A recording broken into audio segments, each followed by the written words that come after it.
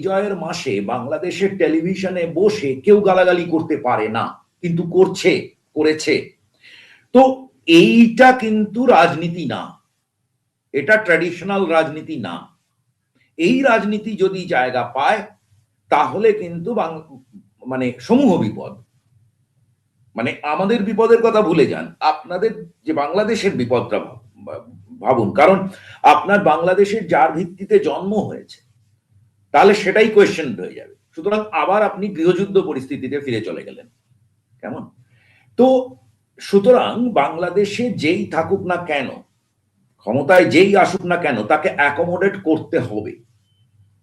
ইউনূস সরকারের পক্ষে অ্যাকোমোডেট করা মুশকিল, যেহেতু তারা হইচইটা করেছে। পরের সরকারকে করতে হবে, এবং তার কিভাবে হতে পারে, যেমন একটা উদাহরণ দিচ্ছি। কোন রাজনৈতিক সরকার এলে আমার ধারণা এই যে আপনার পুলিশের যে মৃত্যুগুলো ঘটেছিল তার উপর যে ইন্ডেমনিটি আছে, এই ইন্ডেমনিটিকে সরতে হবে। এই ইন্ডেমনিটি সরতে হবে। ইন্ডেমনিটির ফলাফল দেখুন, একটা লোক দাঁড়িয়ে টিভি ক্যামেরার সামনে ওপেনলি বলছে আমরাই তো ঝুলিয়ে রেখেছিলাম।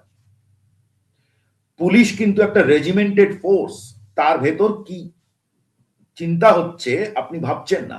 কিন্তু আপনি যদি দেশ চালাতে চান তাহলে আপনার পুলিশ লাগবে, আপনার আর্মি লাগবে।